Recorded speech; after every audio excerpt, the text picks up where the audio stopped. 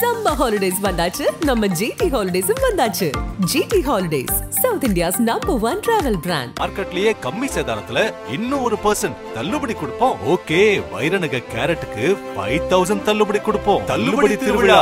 நாமக்கல்ல Tiruchengode main road எர்ணாபுரத்துல இருக்கிற Spiro prime public ஸ்கூல்ல +2 போர்டு எக்ஸாம்ஸோட சேர்த்து நீட் அண்ட் JEE கோச்சிங்கும் கொடுத்துட்டு இருக்காங்க. இப்ப நிறைய வியாதி இருக்கு உங்களுக்கு, இதுல இருந்து மீண்டு வர முடியாது. மரணப்படுக்கை தான். விளக்கு அணையிற போது கொஞ்சம் வேகமா எரியுன்றாங்களா, அது மாதிரி பண்ணிட்டு இருப்பாங்க. அதிமுக பாஜக கூட்டணி உருவாகுமா? கட்டாய கல்யாணம் அது நடந்துதான் தீரும். இன்னொரு தடவை அதிமுக அழிப்பதற்கு வேற எதுவும் தேவையில்லைங்க.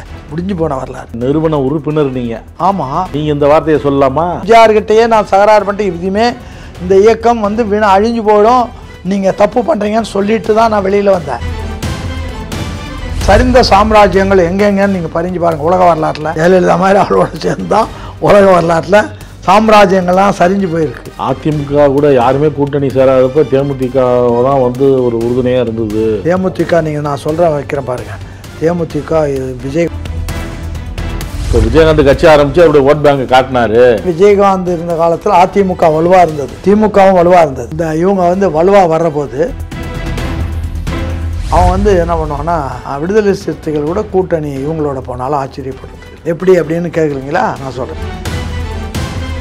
2026 அதிமுக ஒரு வெற்றி பயணத்தை நோக்கி பயணிக்காதா? வெற்றி பயணத்தை நோக்கி பயணிக்கும். ஆனா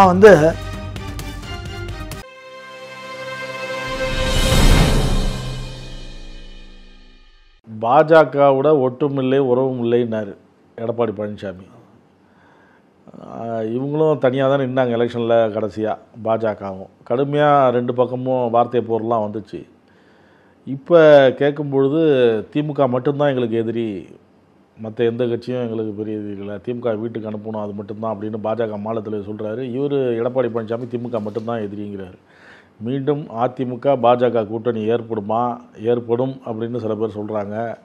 நீங்கள் இதை எப்படி பார்க்குறீங்க? அதிமுகவில் நீங்கள் பயணித்தவர், உங்கள் அடையாளம் அதிமுக, நீங்கள் இன்னமும் அதிமுகவோட சில பேரில் தொடர்போடு இருக்கீங்க. வேறு எல்லாரோடையும் இருக்கேன். திமுகலையும் பல பேர் என் கூட இருக்கான், பல பேர் இருக்கான். இப்போ அதிமுக பாஜக கூட்டணி உருவாகுமா?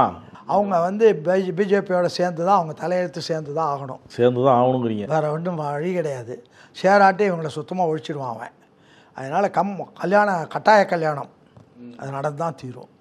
அப்படி நடந்தால் இவங்களுக்கு இழப்பு ஏராளமாக வரும். அப்போ இப்போ எதில் இருக்கிறாங்க? இப்போ இதில் நிச்சயதார்த்தத்தில் இருக்குது. இப்போ அது நடந்து தான் தீரும். நடக்க முடியாது. இவங்களால் அவங்கள எதிர்க்க முடியாது. அவன் உள்ளேயும் குழப்பத்தை வச்சுருக்கான், இவங்க பேர்லேயும் ஊழல் வழக்குகளை வச்சுருக்கான். இதில் பல திசையில் அட்டாக் பண்ணுறான் அதிமுக. எடப்பாடியால் சஸ்டெயின் பண்ண முடியாது. அந்த பாஜகவோட கூட்டணி வைக்கலைன்னா உடனே அங்கே இருக்க இப்போ செங்கோட்டையனை அழைச்சி விட்டாங்க. அப்புறம் அந்த அம்மாக்கிட்ட பேரம் பேசி ஒரு பேரம் முடிச்சிட்டாங்க. 50% 60% அந்த அம்மா கொடுத்துட்டாங்க. அந்த அம்மாவை டச் பண்ண மாட்டாங்க. அந்த அம்மாவை சப்போர்ட் பண்ணுவாங்க. அது சப்போர்ட் பண்ணி அதை பண்ணி இதை பண்ணி இவங்களெல்லாம் ஒன்றா திரட்டி கொண்டு அவன் கெயின் பண்ணுவானே தவிர இவங்களுக்கு லாஸ் தான் வரும். வேறு ஒன்றும் கிடையாது. இன்னொரு தடவை அதிமுக அழிப்பதற்கு வேறு எதுவும் தேவையில்லைங்க. முடிஞ்சு போன வரலாறு. இது கடைசி நேரம். இந்த விளக்கு அணையிற போது கொஞ்சம் வேகமாக எரியுன்றாங்களா, அது மாதிரி பண்ணிகிட்டு இருப்பானுங்க. அதனால் ஒன்றும் முடியாது. கூட்டணி பலமாக அமைச்சிருவோம் அப்படின்லாம் சொல்கிறாங்க. எந்த கூட்டணி அமைச்சாலும் மைனாரிட்டி கம்யூனிட்டிஸ் எப்படி ஓட்டு போடுவான்? இப்போ விஜய் கூட கூட்டணிக்கு தீவிரமாக பேசிகிட்டு இருக்கிறாரு அப்படின்லாம் சொல்கிறாங்க. விஜய் நிச்சயமாக சேர மாட்டார் அதிமுகவோடவா? யாரோடையும் சேர மாட்டார். அவரோட யாராக வந்தால் சேர்த்துக்குவார். அநேகமாக தேமுதிக அங்கே போய் சேரும்னு நான் நினைக்கிறேன். என்னுடைய கணக்கு. பாஜகவோட கூட்டணி வைக்கணும்னு வேலுமணியும் தங்கமணியும் நிர்பந்திக்கிறாங்க எடப்பாடியை அப்படின்னு ஒரு பேச்சு வருது. அது உண்மையாது? அது நீங்கள் எப்படி பார்க்குறீங்க? அதான் சொல்கிறேன். அவங்கவுங்க பண்ண ஊழலுக்கு அவன் மிரட்டுறான்ல, நீ போய் பேசி என்னை முடிச்சுக்கோ, ஆளை கொண்டாடான்றான்ல. அவன் என்ன பண்ணுவான்? இல்லைன்னா உடனே உங்கள் வீட்டுக்கு அமலாக்க பிரிவு அந்த பிரிவு உள்ளே வருதுல்ல. உனக்கு சொந்தக்காரன் மாமா மச்சான் எல்லா இடத்துக்கும் வர்றான்ல. அங்கே இருக்கோ இல்லையோ போய் அவன் கதவை தட்டி அவன் வீட்டில் போய் ஒரு நாள் பொழுதுக்கும் உட்காந்து இதான் வெள்ளங்கம் பண்ணிட்டு வரானுங்கல்ல.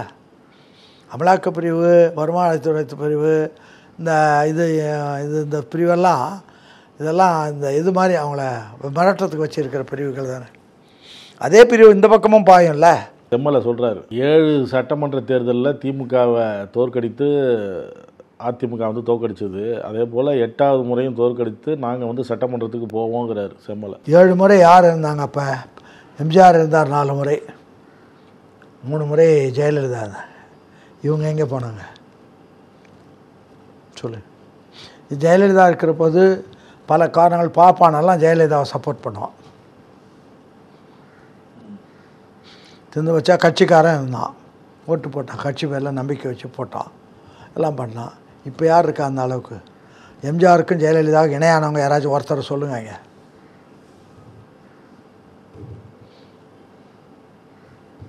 யாருமே கிடையாது, ஒருத்தரும் கிடையாது. அது தவிர இப்போ வியாதி, நிறைய வியாதி இருக்குது உங்களுக்கு, இதுலேருந்து மீண்டு வர முடியாது, மரணப்படுக்கை தான். அதிமுக கொஞ்சம் கொஞ்சம் லைஃப் போகணுன்னா பிஜேபியோட இருக்கா, இல்லை பிஜேபி திமுகவில் நிறுவன உறுப்பினர் நீங்கள். ஆமாம், நீங்கள் இந்த வார்த்தையை சொல்லலாமா? நான் சொல்லலாமா? நான் இருந்த அதிமுக வேற, எம்ஜிஆர்கிட்டயே நான் தகராறு பண்ணிட்டு இதுவுமே இந்த இயக்கம் வந்து அழிஞ்சு போயிடும், நீங்கள் தப்பு பண்ணுறீங்கன்னு சொல்லிட்டு தான் நான் வெளியில் வந்தேன். நிறுவன உறுப்பினர் நான் சொன்னேன் எம்ஜிஆர்கிட்டக்க, நீங்கள் வந்து இதை மாதிரி பண்ணுறது தப்பு, இது திராவிட இயக்கம், அதை ஒழுங்காக கொண்டு போகணும், நீங்கள் தப்பு பண்ணுறீங்கன்னு கடுமையாக சண்டை போட்டு வெளியில் வந்தவன். அதனால் அதிமுக நிறுவன உறுப்பினராக இருந்தால் என்ன பண்ணுறது? அவங்க வந்து திசை மாறுறாங்கன்னா அப்புறம் சரிந்த சாம்ராஜ்யங்கள் எங்கெங்கன்னு நீங்கள் பறிஞ்சு பாருங்கள். உலக வரலாற்றில் பூரா இந்த மாதிரி ஜெயலலிதா மாதிரி அவளோட சேர்ந்து தான் உலக வரலாற்றில் சாம்ராஜ்யங்கள்லாம் சரிஞ்சு போயிருக்கு. இந்திரன் கெட்டதும் பொன்னாலே, அந்த சந்திரன் கெட்டதும் பொன்னாலே அப்படின்றதான் கதை. அதனால் நீங்கள் வந்து அவங்கள வந்து எதுக்கு, திராவிட இனம் வேறு, பார்ப்பன இனம் வேறு, ஆரிய இனம் வேறு, நீங்கள் எப்படி ஆரியம் பண்ண? அவங்க வந்தாலும் அதுக்கேற்ற மாதிரி கட்சியை கட்டுப்பாக வச்சுருந்தாங்க, ஆட்சி அதிகாரத்துக்கு கொண்டாந்தாங்க அப்படிலாம். கட்சியில் வந்து தொண்டர்கள் வந்து என்ன பார்ப்பான்னா, ஒரு கிராமத்தில் இருக்கிற தொண்டர் என்ன பண்ணுவாங்கன்னா, அவன் வந்து கட்சியில் இருப்பான். ஒரு கட்டத்தில் அவனுக்கு பிடிக்கலைன்னாலும் கூட அந்த கூட்டத்தோடு இருந்தால் தான் அவனுடைய லைஃப் நிற்கும். இல்லைன்னா கூட்டத்தோட்டத்தானா அவன் தனி மனிதன் ஆகிடுவான். அதுக்கு ஒரு நேரம் வர்ற வரைக்கும் அவன் அந்த அமைப்பில் இருந்துக்கிட்டு தான் இருப்பான். அவனால் தனியாக வந்து தனியாக வாழ முடியாது. அதனால் அந்த கூட்டம் பிடிக்குதோ பிடிக்கலையோ இருப்பான். அதை நீங்கள் நம்பிட்டு அவன் எந்த அளவு மன உறுதியோடு இருக்கிறான்றது தான் கணக்கே தவிர, அவனை சிதைச்சிட்டு நீங்கள் அங்கே வந்து அவன் சூழ்நிலை அவன் அதில் இருந்து தீர வேண்டியவனை வந்து கம்பல்சரியாக இருந்து தீர வேண்டியவனை கணக்கு போடக்கூடாது. சைக்கிளாக வைத்தியலிங்கத்தை சந்திச்சிருக்கிறாங்க, டிடிவி தினகரன் சந்திச்சிருக்கிறாங்க, வைத்தியலிங்கம் ஓபிஎஸ் ஆதரவாளர். இப்போ இவங்கெல்லாம் ஒன்றிணைவாங்க அப்படின்லாம் சொல்கிறாங்களே. சரி, வைத்தியலிங்கத்துக்கு எவ்வளோ செல்வாக்கு இருக்குது அங்கேன்னு சொல்ல முடியுமா? ஒருத்த நாளில் வைத்தியலிங்கம், நான்லாம் திமுகவில் வேலை செஞ்ச போது 67 நான் தான் அங்கே இன்சார்ஜாக இருந்தேன். இது ஒரத்தநாடு, கந்தரக்கோட்டை, பேராவூரணி, பட்டுக்கோட்டை, திருவையாறு, தஞ்சாவூர் எல்லா தொகுதிக்கும் நான் தான் 2 மாதம் அங்கே வேலை செஞ்சேன் 67. அப்போ வைத்தியலிங்கம் யார்? அமைச்சரான ஒருபாடு வந்து சொத்து சேர்த்த போனால் வந்தான்னு இருக்குமே தவிர, உனக்குன்னு தனி செல்வாக்கு என்ன இருக்குது? உன்னை பார்க்குறோம் உங்கள் சொந்தக்காரனை பார்த்து பொறாமப்பட்டுக்கிட்டு உட்காந்துருப்பானே தவிர எப்படா ஒழிவான்னு பார்க்க மாட்டே தவிர, எப்படி நீங்கள் முறைப்படி வளர்ந்தீங்கன்னா பாராட்டுவாங்க, தப்பாக வளர்ந்தீங்கன்னா சரி சந்தர்ப்பம் அவனுக்கு இடம் இருக்கட்டும் பார்த்துக்கோன்னு தான் இருப்பான். இப்போ ஒரு எம்எல்ஏவாக இருக்காருல்ல? ஆமாம் இருக்கார். அதிமுக இதில் வந்து போனார், இருக்கார். அது என்ன பண்ணுறது, அப்படி தான் இருப்பார். எடப்பாடிக்கு எதிராக ஒரு அணி அதிமுகவில் உருவாகுமா? எடப்பாடிக்கு எதிராக வந்து ஷார்ட்டட் ஆகிட்டே வருது. அது எங்கே போய் நிற்கும்னு சொல்ல முடியாது. இப்போ சசிகலா உள்ளே போந்தால் சசிகலா வர்றான்னு உள்ளே வந்ததுன்னு ஒரு பேர் வந்ததுன்னா எல்லாரும் அவள் பக்கம்தான் சாய்வான். இவ தான் நாளைக்கு வந்துடுவான்னு சொல்லிட்டு, இவ தான் நாளைக்கு வருவா அப்படின்னு சாய்ஞ்சிடுவாங்க. யார் பக்கம் காற்றடிக்குதோ அந்த பக்கம் நுழைஞ்சிடுவான்ல. தேமுதிக கடந்த நாடாளுமன்ற தேர்தலில் பேசும்பொழுது ராஜ்யசபா சீட்டு தரோம்னு சொன்னாங்க அப்படின்னு ஒரு நம்பிக்கையில் இருந்திருக்கிறாங்க. சொன்னாங்க இவங்களும் ராஜ்யசபா சீட்டு தருவாங்க அப்படின்னு நம்பிக்கை. இப்போ இன்னும் நாங்கள் ஒன்றும் அந்த மாதிரிலாம் ஒன்றும் சொல்லங்கிற மாதிரி அதிமுக சொல்லப்படுது. என்ன பெரிய விஷயமா அது? சொன்னதை வந்து மாற்றி சொல்கிறது பெரிய கஷ்டமான வேலையாது. பார்க்கலான்னு சொன்னோம், கொஞ்சோண்டு அந்த வார்த்தையை கொஞ்சம் மாற்றிக்க வேண்டியது தானே. பார்க்கலாம், பார்லிமெண்ட் தேர்தல் ராஜ்யசபா வரும்போது பார்க்கலான்னு சொல்கிறோம். நீ பூர்ணமாக நம்ப நான் என்ன சூழ்நிலை சரியில்லை, நாங்கள் வந்து வேறு மாதிரி பண்ண வேண்டியிருக்குன்னு போவான். அது எப்படி சொல்கிறது, உறுதியாக அப்படி எடுத்துக்கோ. ஜெயலலிதா இருந்தப்பெல்லாம் இந்த மாதிரி வாக்குறுதி கொடுத்தா சரியாக செஞ்சுருவாங்க அப்படின்னு சொல்கிறாங்க. எம்ஜிஆரே பல நேரங்களில் செய்யலை, ஜெயலலிதா பண்ணிவிடுவாங்கன்னு சொன்னால் நான் என்ன பண்ணுறது? எம்ஜிஆரே, நீங்கள் வண்ணை பாண்டியன் ஒருத்தர் இருந்தார். எம்ஜிஆரை கட்சி விட்டு நிற்கிற போது மவுண்ட் ரோடில் ஒரு 5000 பேரை திரட்டி கொண்டாந்து மவுண்ட் ரோடையே லாக் பண்ணார் வண்ணை பாண்டியன். அவர் தான் எம்ஜிஆர் மன்ற தலைவராகவும் இருந்தார் அந்த காலத்தில். கடைசியில் 77 எலெக்ஷனில் அவருக்கு சீட்டே கொடுக்கலையே. 4 லாரியில் ஆள் கொண்டாந்து ஆர்காட் ரோட்லேயே சோடா பாட்டில் விட்டு ரகலை பண்ணார். எம்ஜிஆர் உள்ளே தான் இருக்கார், சைலண்ட்டாக வாய மூடிட்டு உட்காந்துருந்தார். அதான் சரி, அவன் கோபத்துக்கு அடிக்கிறான், அதை அடிச்சுட்டு போகட்டும் அப்படின்னு விட்டார், அவ்வளோதான். இவங்ககிட்டலாம் நீங்கள் நேர்மையை ரொம்ப எதிர்பார்க்க முடியாது. நேர்மையை எங்கே எதிர்பார்க்குறதுன்னா, அவ்வளோ டெஃபினட்டாக உனக்கு சீட்டு தரேன்னு எப்படி சொல்ல முடியும்? சொன்னதே தப்பு இல்லையா? நீயே யார், உன் கதை என்ன ஆகுன்னு தெரியாது, சொன்னதே தப்பு. அதை நம்பி அந்த அம்மா இருந்தாங்க. சரி, வேறு வழி இல்லை, அந்த அம்மாவுக்கு நம்பர் தவிர வேறு வழி இல்லை, நம்பினாங்க. இப்போ இல்லைன்றான். அதை கேட்டுக்கிட்டு தானே போகணும், வேறு என்ன பண்ணுறது? அதிமுக கூட யாருமே கூட்டணி சேராதப்போ தேமுதிக தான் ஒரு உறுதுணையாக இருந்தது.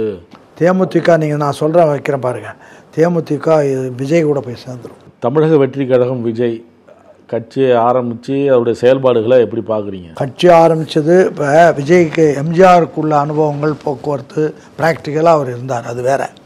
இவர் கட்சிக்கு ஆரம்பிச்சுட்டு அது என்ன பண்ணுறது அப்படின்ற மாதிரி நினச்சிக்கிட்டு அதுக்கு வேண்டிய வேலைகளை தொடர்ந்து கற்றுக்கிட்டு அதே நேரத்தில் செயல்படுற போது கொஞ்சம் இது பண்ணிக்கிட்டு உட்காந்துருக்காரு. கொஞ்சம் கொஞ்சமாக இன்னும் போக போக அந்த பிரச்சனைகள் வரபோது தானாக தெளிஞ்சிடுவாங்க. தெளிகிற போது அவங்க தான் வருவாங்க. இன்னும் வரையில் அவன் வேறு கட்சியோடு நான் இணைகிறேன்னு சொல்லவே இல்லையே, அல்ல வர்றேன்னு சொல்லலையே. ஆனால் கூட்டணிக்கு தயாராக தான் இருக்கிறாங்க. யார் சொன்ன கூட்டணிக்குன்னா? அவரை தலைமையை ஏற்றுக்கிட்டு வரவங்களுக்கு தயாராக இருக்கு. கூட்டணிக்கு அவர் தலைமையில் வரத்துக்கு தயாராக இருக்கிறார். ஆனால் இவர் போய் யார்ட்டையும் கூட்டணி சேர மாட்டார்.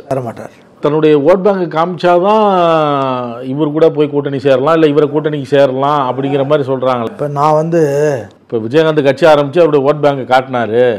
அதுக்கப்புறம் தான் அதிமுகவோட ஒரு கூட்டணி உடன்பாடு ஏற்பட்டது.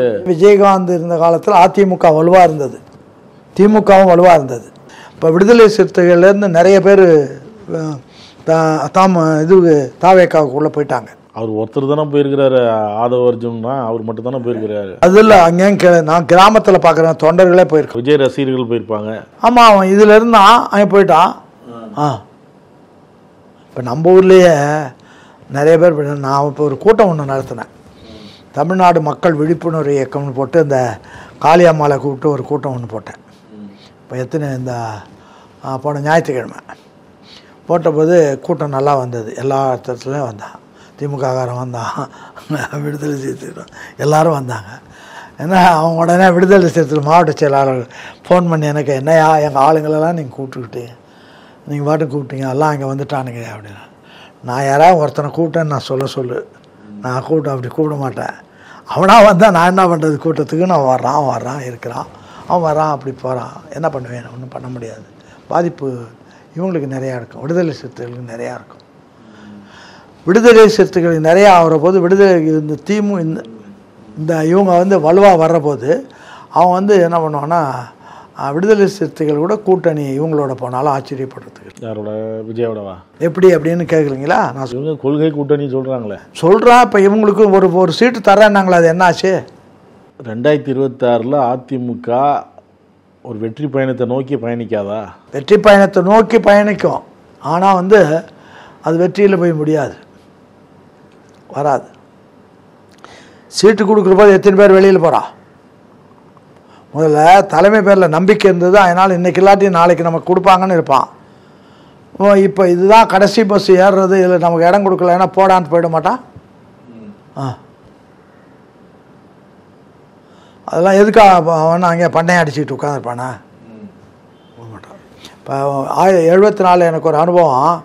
நம்ம புதுச்சேரி எலெக்ஷன் நடந்தது. அதில் என்ன பண்ணோன்னா, குருவினத்தம்னு ஒரு தொகுதி. அதில் பாகூர் மேயர் கிருஷ்ணசாமின்னு ஒரு ரெட்டியார், அவர் அதிமுகவில் இருந்தார். அவர் சீட்டு கொடுக்கல, இவங்க அதிமுகவில் சீட்டு கொடுக்கலன்னா அவர் என்ன பண்ணார், மக்க நாளே கருணாநிதி பார்த்து திமுகவில் ஏறி அவங்களுக்கு பிரச்சாரம் பண்ண ஆரம்பிச்சிட்டார். யார்? அந்த பாகூர் மேயர். அதனால் எப்படி எவ்வளோ பேர் எவ்வளோ நாள் பொறுத்துக்குவோம் தலைமை பேரில் திராத நம்பிக்கை இருக்கணும்.